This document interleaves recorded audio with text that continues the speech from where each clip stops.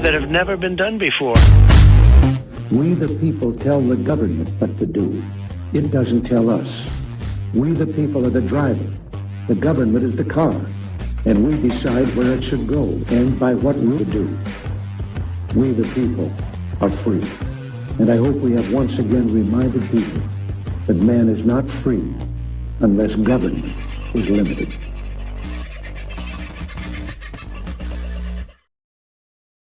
Hey, folks, how are you? Hope you're doing all right today and not pushing too hard up hills. It was a fairly warm one if you're in the southeast of Queensland, but I think in Sydney it was a reasonably warm day as well. Won't get into it. There was going to be another chat tonight, but we'll put that off until another night.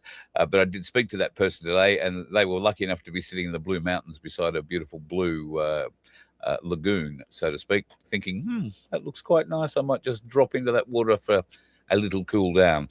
Nice part of the world to be in. So I hope you've had a bloody good day. Watha, I think, has had a pretty good day. Here's a picture of Watha when he can stand up. And here's a picture of Watha today when he's lying down. Now, we've been keeping track of Greg's hospital journey, and if you're unaware, this is the first time you've seen the show in a while. Greg had 2 toes amputated on his left foot last Sunday, and they are just waiting to clear all that up. I could show you pictures of it, but you won't want to eat your dinner afterwards, honestly. You'd want a strong stomach for it. However, today has been a very good day. It started off with this arriving at his hospital bed, a beautiful box of fruit. And as you can see there, sending you healing vibes and best wishes, Greg, for a speedy recovery. Katrina and Justin Young, VOF. I think we've got to start something new. VOFF, the Voice of Freedom Family. Just beautiful. Katrina and Justin are down in Tasmania, and if the name rings a bell to you folks, it's because Justin sent me, and Katrina sent me this book, but Justin took all the photos in here, and I don't know that my lighting's going to do it justice. I'll open to any page, but these are just some of the most magnificent images of some of the most magnificent hot rods you are ever likely to see. And if you're like me, have always loved the idea of having a hot rod, could never own one, this is just magnificent. It's a coffee table book, beautifully presented. I don't know if they've got any more. And Katrina, if you're watching, let me know, and I will happily give the address out or how people can order them. But the book itself is called Chrome Bumpers and Round Headlights, and it is just brilliant. So what has benefited, maybe not as much as me. I could take the book up. I'm not giving it to you, just saying, but you can keep it for a while. If you would get some benefit out of it, you'd probably get less benefit out of the book than you would out of chomping into that. But then, for some reason, a beer arrived. Now, I wouldn't have thought in Greg's current state that beer would be ideal with his antibiotics, but then the culprit bringing the beer materialized as well. This is Paul, another of our VOF family. And just what a wonderful family we have. Paul and his wonderful wife, who took the photo here, I think, popped in this morning. They were at the Sunshine Coast University Hospital for an appointment of their own, and they took the opportunity to pop up and present. If you have a look on the table just to the left of the fruit box, you will see some rounds of sandwiches. They are corned beef pickle sandwiches, or corned beef mustard, I'm not sure, but corned beef sandwiches. My favorite too. And I know Greg has been enjoying them. Not that the hospital food is bad. It's just consistent, I think, would be the way you would describe it. And I know that Greg's enjoyed those tremendously. So thank you very much to Paul and his wife, and to Katrina and Justin for thinking of Greg in hospital. If you want to send him something, folks, he'll be there for a little while, hopefully out before the cruise. That's what we're all praying for. The cruise is happening on the 4th of May. And had some news today from Lynn and her traveling partner. They were going to be joining us on the cruise, but one thing led to another, and by the time they got to book it or whatever, the boat is full. And the boat is full. We've got people who are waiting in in the line, apparently, to be given the opportunity to jump on at the last moment, but who knows? At any rate, Lynn and her travelling partner have decided to make it a road trip instead. So they're going to meet us at Airlie Beach on the 6th of May, and at the Airlie Beach Whitsunday Sailing Club at about 12:30, we're going to sit down and have lunch. So it'll be any number of people off the boat, whoever wishes to come, but some of them might want to go and have a look at Hamilton Island or go and have a look at the White Beach of Whitehaven or wherever. May just want to wander the streets of Airlie, who knows? But I'll be there. Have no fear. I don't mind a feed, and Sailing Club sounds like a nice place. Looks like a great place. So if you'd like to join us, and you're not going to be on the boat, but you don't mind the road trip to Airlie Beach, you might be up that way. I don't know how far you're prepared to drive, but we'd love to see you if you'd like to come across. I know there's a few people around Proserpine and whatnot who we normally do pop in and see. The last time I was up there was 2 years ago, but would love to pop in and see you guys again, hopefully sooner rather than later. And if we can't do that, come over to Airlie. Pop over and say hi. That's the 6th of May at the Whitsunday Sailing Club. Don't know what time. I guess the boat's there from very early in the morning, but I don't know what time we're allowed to get off it or swim over or however it's going to work. We may have to get a helicopter for Greg. Don't know how we'll get him off the boat otherwise, but there you go. Very quickly, the United States, this is a new message from Donald Trump just in the last half hour or so. The United States will work closely with Iran, which we have determined has gone through what will be a very productive regime change. There will be no enrichment of uranium, and the United States will work with Iran to dig up and remove all of the deeply buried B-2 bombers' nuclear dust. This is, it is now, and it has been underway under very exacting satellite surveillance from Space Force. Nothing has been touched from the date of the attack. We are, and we will be, talking tariff and sanctions relief with Iran. Many of the 15 points that have already been agreed to. Thank you for your attention to the matter. I think what Trump is trying to say there, and I translated very poorly, is that negotiations are back on. We will wait and see. Part of the issue I think that we have with these negotiations is that are you actually dealing with somebody who's in charge of the country? Because the military side of it seemed to be singing from a very, very different hymn book. There has also been something else that has been thrown out in front of the media in the last little while, and I suspect overnight is going to bubble.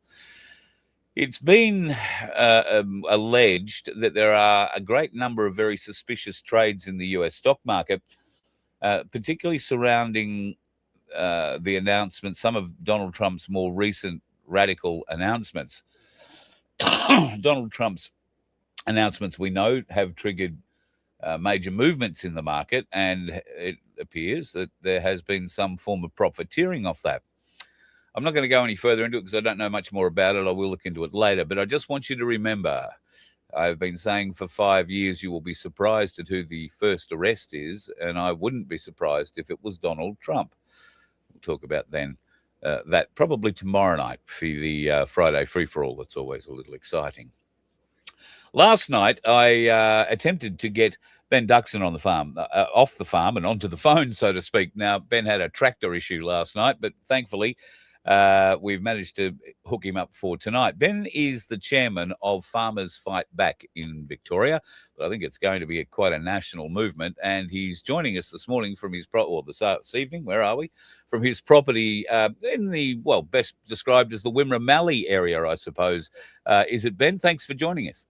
100% Carl, yeah, down in the Wimmera, southern Wimmera, here at Manu in Victoria, not far from the Grampians. So Grampians is one of the great areas of Victoria, and we're not far from there. So it's been a while since I've done the Rapanya Manu Halls Gap kind of journey, but I reckon you'd be from Halls Gap, you may be an hour, a bit over an hour, a bit under 50 minutes, yeah. There you go. Everybody knows where Halls Gap is, and if you don't, go and look it up. It's one of the few reasons worthwhile visiting Victoria at the moment. Mate, I'm great to have you on the show, but I'm very sorry to have you on the show under these circumstances. Many of our viewers may not be completely aware of why I'm talking to a Victorian farmer about power lines, but this is an issue that is affecting many, many Victorians, but many people nationally. It's just the extraordinary lengths that the Victorian government is going to ride roughshod over your farmers that I think is both amazing and horrifying many people right around the nation. Can you explain what V&I West are proposing and, what they propose at first, and then why your group in particular are pushing back?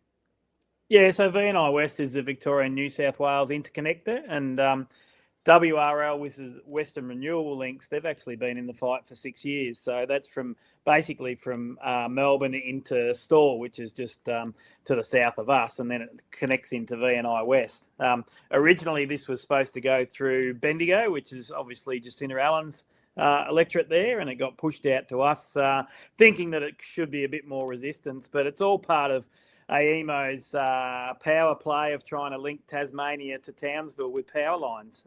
That's basically what it is. It's trying to link the country up with power lines, which is a failed approach. And we've certainly done a lot of work over the last 3 years. We've had a really resistant group. But more than that, we've got educated and we've actually unpacked a lot of what's going on here with the energy policy in Australia. And, it all gets back to net zero and that. This is ridiculous that an energy-rich country here, like Australia is actually facing higher electricity costs. It's facing less reliability. We're actually in a fuel and fertiliser crisis out here on the farm as well. And these are all government-induced issues. The government could easily step on these. We could easily be a superpower. We should be one of the few countries in the world that is not impacted by this war in Iran. We've got all the minerals, we've got all the oil, we've got all the energy that we need out here. We should be immune from that. And what we've got now is farmers going through very tough times in trying to get supply of diesel and fertiliser to plant this year's crop. So can I throw a question at you then? And this is I never planned on this question, but you've brought up an interesting idea. So the pushback at the moment is that V&I West wants to put towers on your land, on your properties. It's going to impact directly on your growing land and your ability to grow as much or get as much yield out of that particular area. And it depends on how many towers you've got. They're going to cut roads into your property from wherever the hell they like. So there is actually a physical loss of farmable land to you. How, given that we have a fuel and a fertilizer problem, and the only way we're going to cure those problems by building a refinery or building a fertilizer plant, if it wasn't V&I West and they wanted to come and build a fertilizer plant, on the outskirts of Horsham, let's say, or they wanted to go and build a refinery, I personally would probably build it closer to the Mooney oil fields in South Australia. But would there be objections from the farming community for that? Let's call it the fertilizer plant near Horsham. Would that be a problem? I think it needs to stack up commercially. It'd be the big thing. But no, here in the Wimmera, we're big users of fertiliser out here. So anything to shore up supply and make sure we've got a cheap, reliable source of fertiliser to feed the world would be fantastic. So the land that V&I West want to come onto, and they want to come onto this, supposedly force their way onto the land next week, ANZAC week. This is land that was settled by World War I, World War II veterans, guys who came back from fighting in Gallipoli and walked to the Wimmera and staked their settlement claim and grew that land from nothing. That obviously doesn't mean much anymore to the government.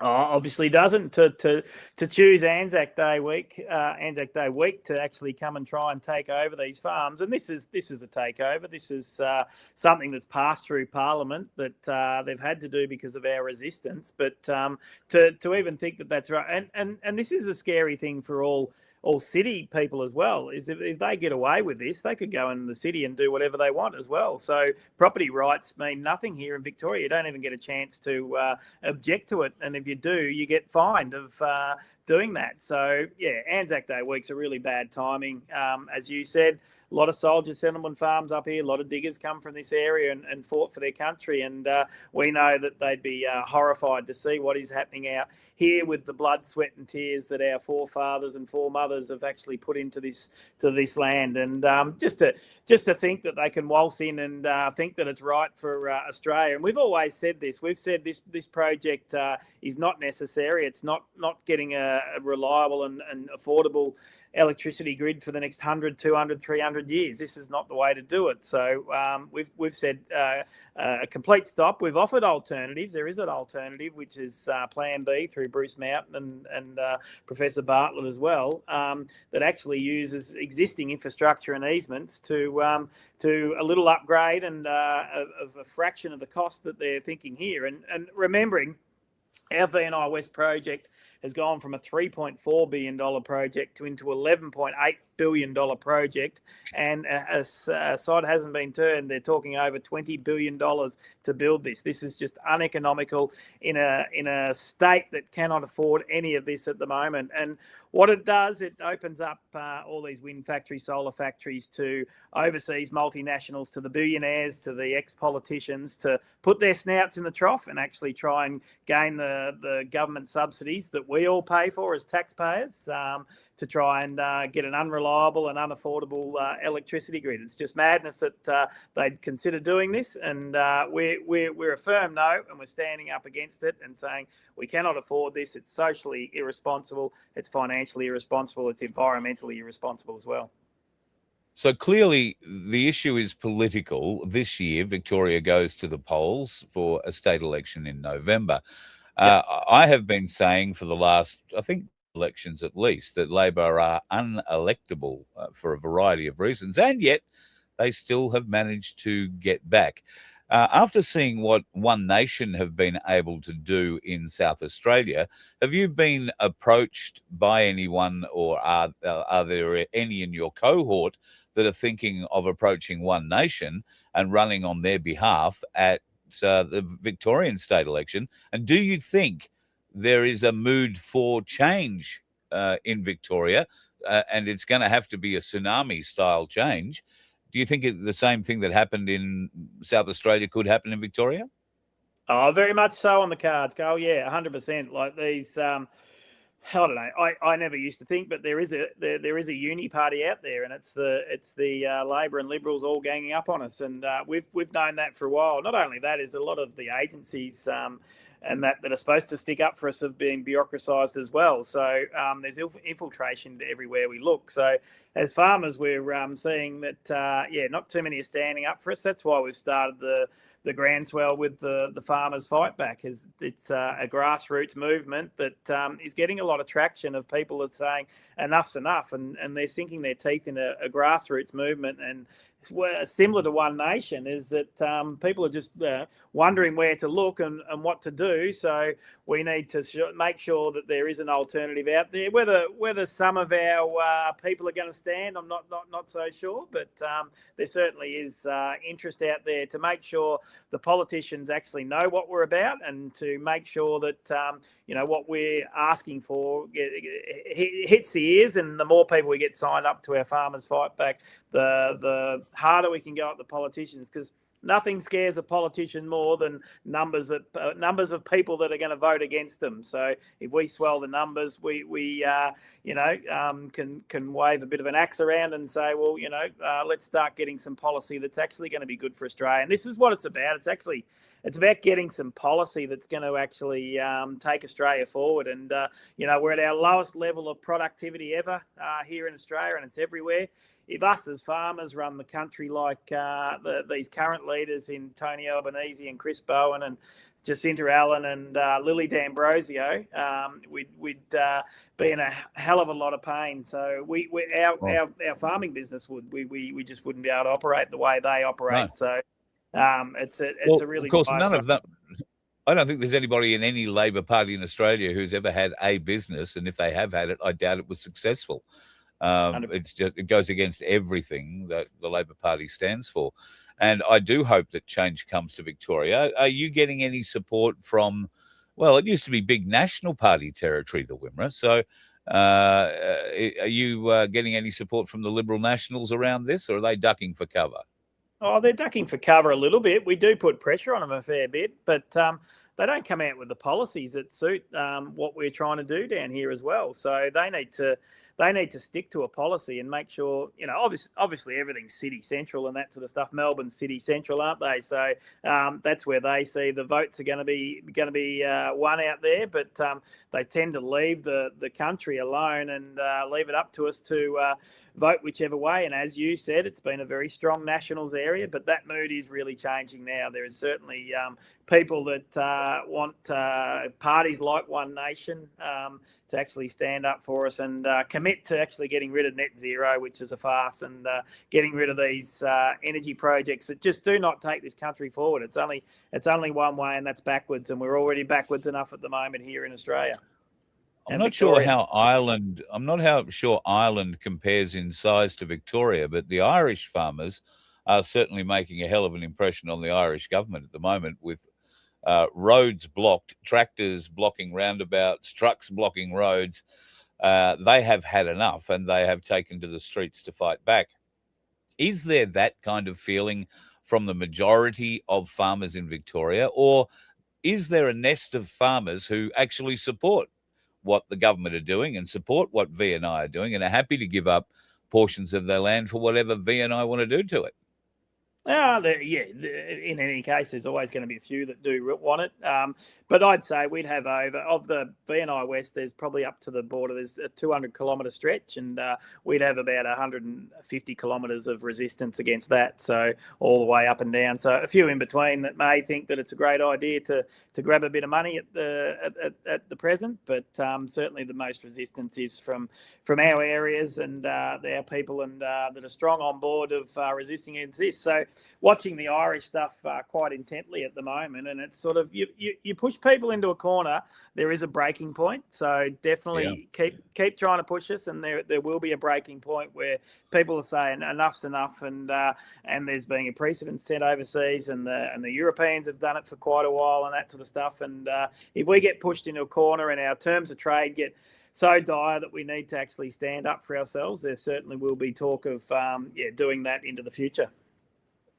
I was very fortunate to grow up in my very early years in the Wimmera, and my unabiding memory of the people that we associated with, both, just me with the kids, but their families, and the community feeling, the feeling of unity in that community, the feeling of support from all ends of the community. When I say all ends, it doesn't exist anymore, but the Lalat Plains Primary School and the Rupp North, the Rupp South Primary Schools, which all just used to be dongers on the side of the road, 10, 15 kilometres from a little town called Rapanya that had what was the main school. But all of these farming families came together for the football, for the show. The local town hall was, there was a dance, or there was something happening every month where everybody comes together. And then there might be a dance in Manu. So there'd be a bunch of people who'd go across from Rupp or whatever, and there'd be people from Sunanit or Bendigo or wherever else. That was the kind of unity and community that I grew up with, love, and still, feel so strongly about creating. And you don't walk on to properties of people who are that strong in community, because they protect what they own. They feel very strongly about it, and I'm sure that there are no shortage of people in the Wimmera that are very prepared to protect themselves should V&I want to go and force their way onto these properties. Do you think? Yeah, 100%. And you're looking at intergenerational farms. Unfortunately, what's happened out here is that there has been a big population loss as the farms get bigger and bigger, and the size of the machinery gets bigger, and all that sort of stuff. We need for less workers and all that sort of thing. But the thing is that amongst our fights, there's been intergenerational farmers, and And we've had 3 generations of farms fighting at the gateway for our way of life and against these property laws that they're bringing in to try and compulsory access our farms. So everyone is really strong about it, and everyone is united behind each other against this cause, and it has made us stronger. So the good thing about us is that we're actually quite well organised too. So what happens with other projects is that they'll pick people off one by one, but we've been very united all the way through, and everyone's standing together. And last time they come up at us was in our harvest period, so usually around the peak harvest period, one of the busiest periods, obviously in the Wimmera, as you'd know, Carl. And then now they're at us when it's a peak at our peak seeding period. So this is really a setup. This is a complete setup from these Vic Grid people that think they can ride shotgun over us the whole time. And not only that, they've introduced a whole gamut of dirty tricks to try and really taunt our members, and they're out there taunting them at the moment. They're out in the front of people's houses and that, trying to get a reaction from them, and it's really, really grubby tactics. They're lies that they're spreading. They're saying there's only 26 people holding the project up here, and they've got 170 that have taken the money for the EESs and all that sort of stuff, but they're not even people on the line. So they just make up figures. They bully us, they intimidate us, and we're not pushing back. We are pushing back, but we're not being the bullies or the aggressors in this. We're doing it in a peaceful manner, and we're certainly holding together as a group and making sure that we look after each other. This is it's taking a huge toll on people. We're into 3 years of battling this, and some people are at their wits' end of trying to battle against all this, plus have to have a fuel and fertiliser crisis on top of that. Poor season for the last couple of years, so it's taking its toll on people, but we are organised. Just on the fuel crisis, and I say that with inverted commas, last night there was an explosion at the Geelong refinery, the Viva Energy refinery, and even though the area that was affected has no effect on diesel production or on unleaded fuel production outside of a certain aromatic one that they use in Aboriginal settlements so the kids can't sniff it and get off. There is no effect to production. They slowed down while the fire was on, but they're making sure that everything's safe. They're ramping back up again. They're going to say that this is going to cause, a huge problem for our diesel supply, and particularly for Victoria's, as the Geelong plant supplies over 50% of Victoria's needs. Are you struggling for diesel? Are your providers or your distributors able to get access? So it certainly has been rationed from the start of this war. It certainly has been rationed. So normally what would happen on the farm, you'd either get low, you'd run out or something, and you'd ring your supplier. Within 1 or 2 days, he'd turn up and he'd give you the full amount. What's happening now is it's probably taking 2, 3, 4 weeks to get that fuel, and you probably don't get the whole lot at once either. So you might get, half of what you normally get, or you might get 3/4 of what you normally get. But it certainly is being rationed. But things stop if you don't have diesel. If we don't have diesel out, you can't move. You can't do a thing. You can't get and feed your sheep. We're sheep farmers out here as well, and you can't put your crop in. You can't do your spraying. You can't run your irrigators and all that sort of stuff. Like, things just stop without diesel. So the rationing of it's really, really tender hooks of how far we go to, store enough on farm for now. And people on farms have got big storages because they're big consumers of diesel. So Sure. I don't see too many of the Labor city fuel stations actually running dry or anything. It's being rationed out to us, the farmers that are the producers of the food and the fibre. And this is what staggers me. You guys are major food producers for this nation, and to have a squeeze on you, and it's not just you, it's farmers right across our nation, I know, but it feels like this is just one more added bit of pressure that a government hell-bent on getting people off the land and into 15-minute cities is prepared to go to. Yeah, it certainly seems like that. I mean, I don't know what they're thinking if they want to try and get rid of all the farmers out in the world and that, and you only have to see what's happening in Ireland and what's happened in Europe previously and all that. So it's a really dangerous precedent if that's the way they're going about it. Like the farmers should be at the top of the food chain. And we accept the vagaries of seasons and all that sort of stuff. Like farming's not made for everyone, but everyone that does it is usually intergenerational, that actually loves doing it, and given any reasonable chance without too much green and red tape and all that sort of stuff, we can make a decent living. But with these current governments, the way they're going, it's becoming extremely hard to, and especially in Victoria. Victoria's a very difficult place to be here. I think it might have been 12 months ago. I heard someone said they've introduced 51 new taxes or something. I think that'd be there'd be another 20 or 30 on top of that. And one of the most famous ones is the emergency services levy with tax, which a simple farm like ours would go from a rates emergency service cost of about $18,000 up to about $48,000, and it's huge increases, and it's taxing the farmers out here and trying to take all the money away from the regions, and that's what they seem to be doing, is making it hard and hard, and we're just the ones out there that pay our taxes and try and prop up the cities. Given that the climate criers are so desperate to get us into electric everythings, and recently the first electric semi-trailer made a run with toilet paper from Sydney to Canberra and took 4 days to recharge or whatever afterwards.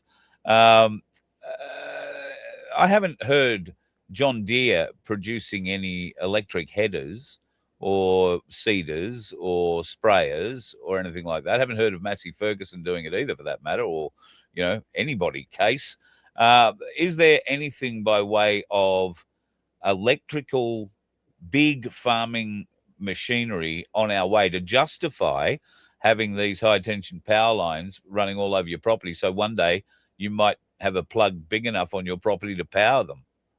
I don't think the power generated out here through the wind and solar and all that is actually going to be used by the people out here. That's the issue, is that it's all about sending it into the cities that actually need it where they are. So we could be quite self-sufficient here if we needed to be. So there's not that I know of. I think that's a long way away.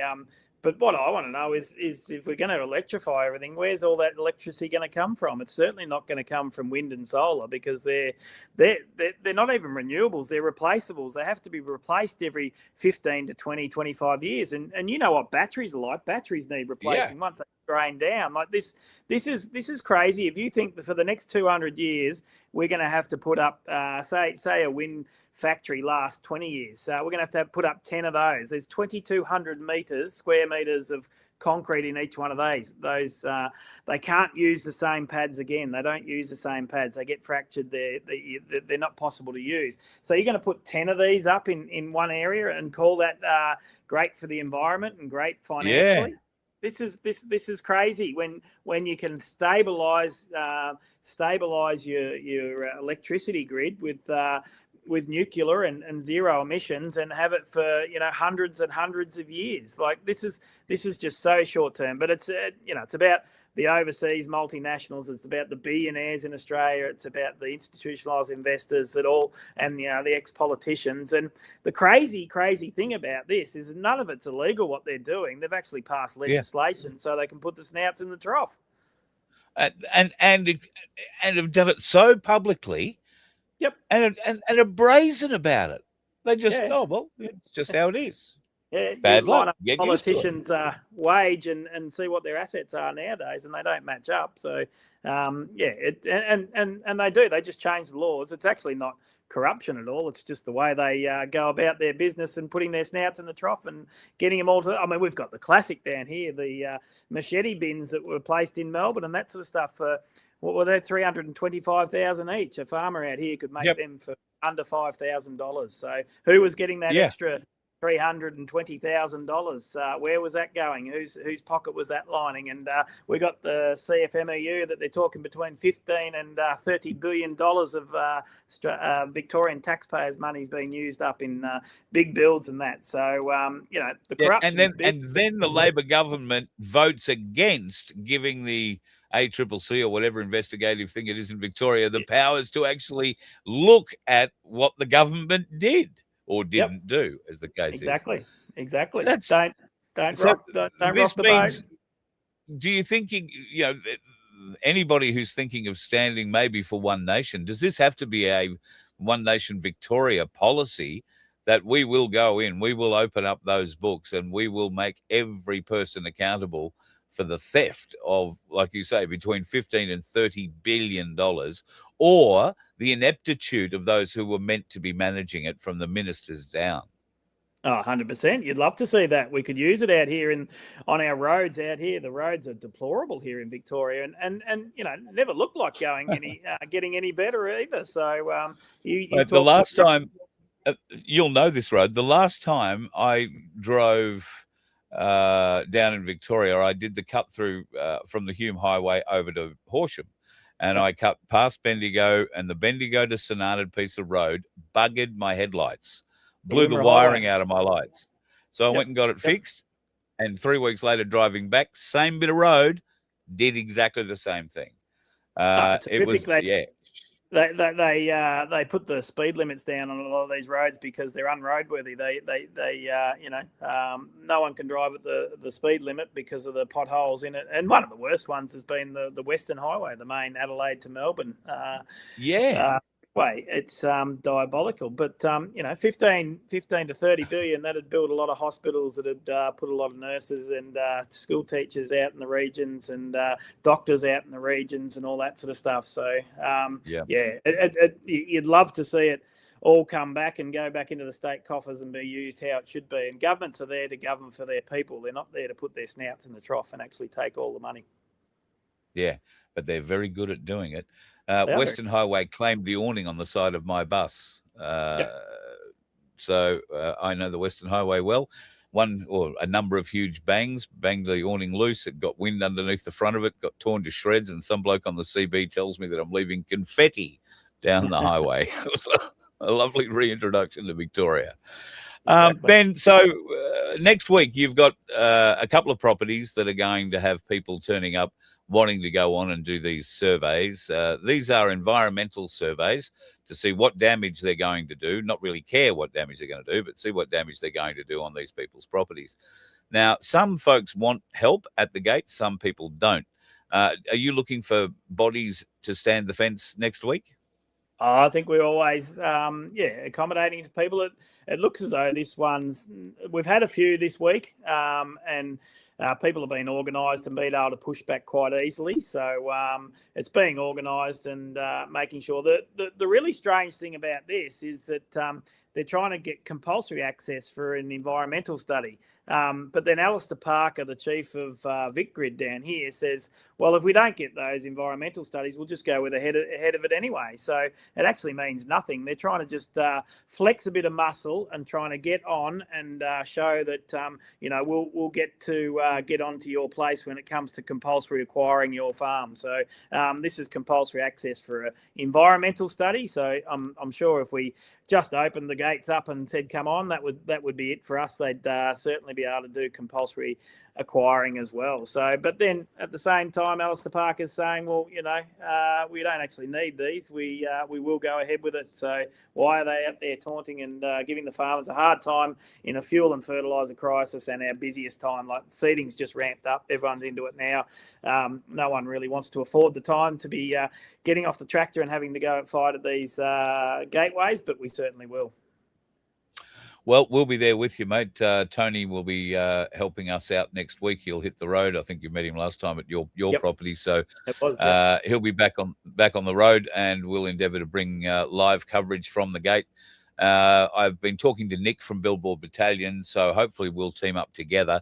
Obviously, Wade is still in hospital, and best wishes to Wade if you're watching, brother. Hope things are going well. I know they're going well, actually. A bit of an update on Wade is he's ploughing on with the physio and doing from all intents and purposes, a bloody great job of it. There is talk that he'll be heading home in maybe the not too distant future. You didn't hear that from me, though. So good luck. Good on you, mate. I hope things are going really well. But Nick, at the very least, will hopefully be there with Tony, and we'll do a dual broadcast if that's what we need to do, and make sure that as many people as possible are there, if not in person, then online, to support whatever happens on that day. And as it continues, I just find it disgusting that they would do this in the ANZAC week.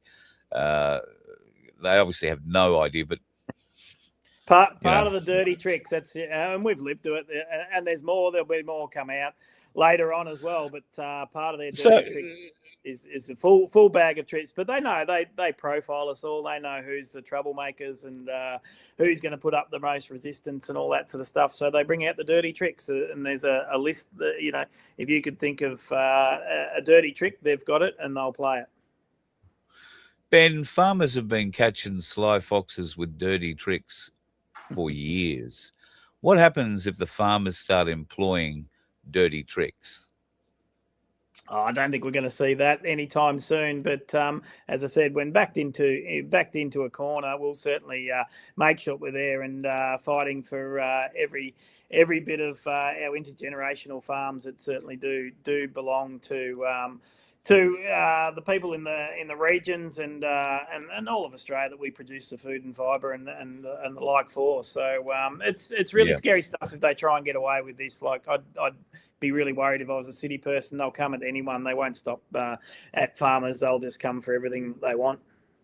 Yeah, that's exactly right. This is really the test case, and they'll just plough on regardless. So it needs to be the biggest political issue in Victoria this year. And I hope that One Nation are all over it. I hope they're going to be behind you guys in supporting the end of this madness, this absolute idiocy. And with a bit of luck, that will lead to a long period of prosperity once a new government with a bit of community sense and common sense is elected. To help the Victorian people recover from the bullshit they've been subjected to from, the last decade or more. So it's over 10 years. I think it's 12 or 15 years now of Labor governments who are oppressing the people here in Victoria. And they just find new and interesting ways to do it every week, and couldn't care less. We'll look you blatantly in the face and say, yes, that's just how it is. It's all good. No worries. Nobody's complaining. We've got an advisor who's, 18 years old and done a week at university who told us it was going to be a great idea. So, but they've got 150,000 followers. So, they know what they're talking about. That's it. All right, mate. What can we do to help? I put up the Farmers GoFundMe site. Yeah, so the Farmers Fightback, even if you Google Farmers Fightback, there's a page there that people can go onto and certainly sign up as a supporter as well as a volunteer, and just show the strength. Because as I said earlier, nothing frightens a politician more than numbers against them. So we'll certainly be getting as many people. Last time we had it in December when Tony was at the Gateway with us, we had nothing set up. So we basically launched the Farmers Fightback in early February this year, and to get the 26,000 has been fantastic. The media's and your platforms like this are coming at us, and we need to get the word out there. And it's about education. If you go on there, you'll actually learn of what we're on about and how we're standing up and making sure that we don't let these sort of projects go through at the expense of, the three pillars of any projects is socially, environmentally and financially, and they're buggerising all of those ones up. So, it's a really, really bad precedence. To be compliant, you don't want to be compliant. I think the test case was COVID, and to be compliant, and we just we can't be seen doing that this time. We need to actually stand up for our rights. Mate, thank you very much for taking the time to come on tonight, and I appreciate it tremendously. If we can help in any way, please just pick up the phone and reach out. I know I'm sort of 1,500 kilometres away, but that's going to change in the not too distant future. But we've got Tony down there and many others who will come and help. Very happy to get behind the great people of Victoria and certainly the folks who are doing it tough in the Wimmera at the moment. So thanks for taking the time, especially at this time of night. From my memory, you blokes like to have your dinner at a certain time and be ready for the ABC News at 7 o'clock. Is that still how it works? No, it certainly doesn't. Not the ABC anyway. So usually in bed early just to get up early. Enjoy getting up early. So every farmer's different. There are people out in the tractors right as we speak at the moment, planting the crop and pressing the button as go. So probably about this week it's go time for everyone. So you need a tractor mechanic at the moment. Yeah. But anyone watching this that knows me would understand. I'm no good with machinery. I'm a sheep person, Carl. I can't stand the machinery, so I might be a bit foolish in trying to do what I'm doing. All right. Well, look, if anybody is around the Manu area watching the show and you know a bit about tractors, get in touch with me. I'll put you in touch with Ben. You might be able to help him out so he can get on his tractor and start seeding. Mate, thanks very much for joining us tonight. And please pass on my best to your group. And there might be a few names there that might remember me. So hello to them. And anything I can do to help, mate, just let us know. I very much appreciate it. Thanks for that. Have a good one. Enjoy. You too. That's Ben Duxsan from Farmers Fightback. And I urge you, go and have a look at the webpage. And if you don't think it really affects you because you live in Victoria, I can tell you this is going to happen everywhere as long as crazy bastards like Chris Bowen are still part of our society or part of our government. And that piece of filth is just a grinning lunatic anytime he's in front of a camera at the moment. But he is trying very hard to avoid being in front of a camera at any moment. He certainly doesn't want to answer any questions, like you'd expect. Now, I think I showed this, or maybe I didn't. Australia are about to pour an extra $2 billion into drones after they've seen the effectiveness of the drone campaign of Iran and the Ukrainian drone systems. Now, I haven't got it to show you, but Ukraine put out a video saying they conducted the first fully robotic assault on a Russian position, killing all the Russians with robots. Now, I have to say, while they sort of might be correct literally, it's not what you think. It looked like a bunch of emergency rubble crawlers, if you like, the kind of little robots that you would send into earthquake devastated areas that can get into small underground caverns, if you like, and then blowing up. That's essentially what this looked like. But it was a fully robotic attack. So I haven't played it to you because I think it's shit.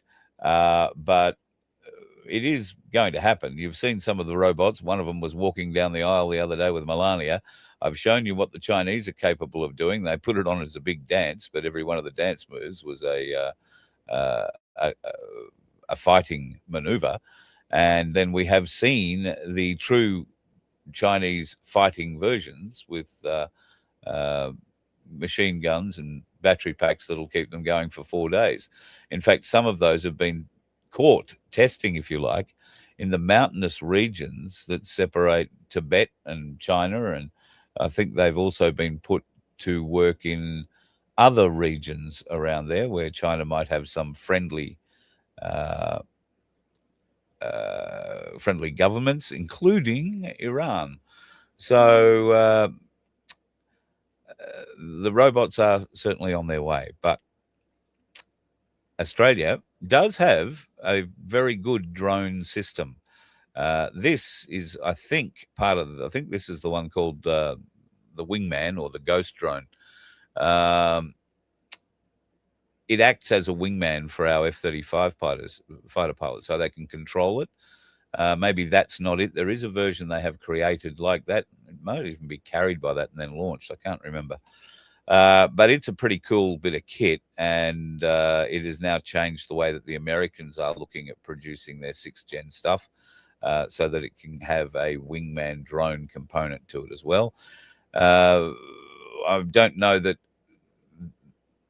we'll see truckloads of DJI drones opening up and flying over air bases any time soon. I believe the programming for that has been changed rather significantly. And at any rate, DJI have programmed out at least in Australia, every airport, you won't be able to start your drone within about 3 kilometers of an airport. So you'd have to be home building something. And even now, I don't know that you'd be able to get the electronics from China to build something that didn't have a GPS locating thing that stopped it from starting like that.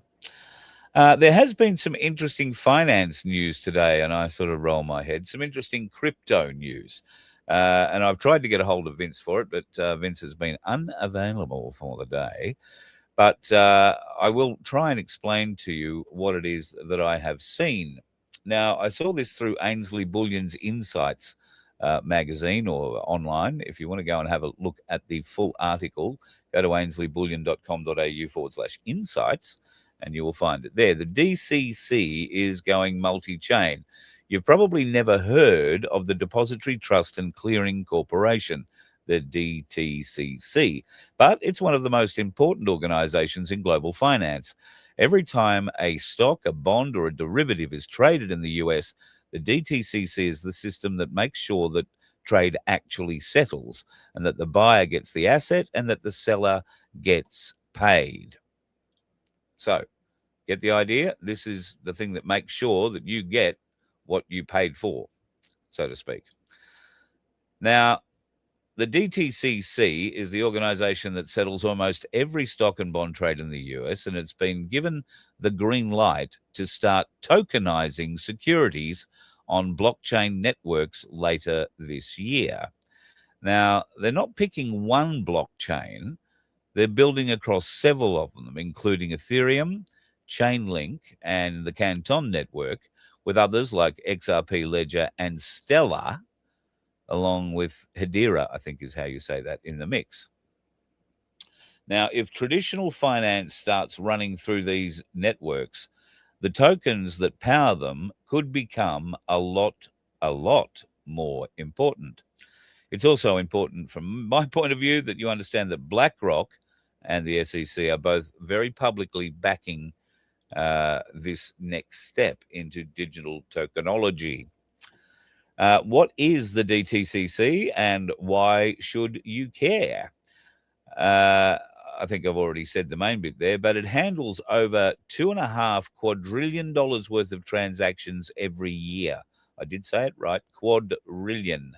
So when the DTCC starts using blockchain technology in the crypto world, it is going to be a huge mover, and it will become the backbone of the financial system. It'll make it a deliberate kind of shift. So how will this sort of work? Well, the 3-year pilot program that's going to kick off in the second half of this year will work with Ethereum as the most widely used public blockchain, the Canton network, a blockchain designed for institutional finance purposes, the Hyperledger BSU, which is a private permissioned network for regulated environments, and Chainlink, which is the infrastructure that connects different blockchains and feeds real-world data into them. Where does we fit in? Well, on top of all of it, the networks like XRP, Ledger, and Stellar and Hedera are positioned to become the potential channels for payments and liquidity. Now, why am I telling you all this? You might remember QSI. Stellar has been a central part of the QSI mantra right from the word go. Just bear that in mind before we finish up.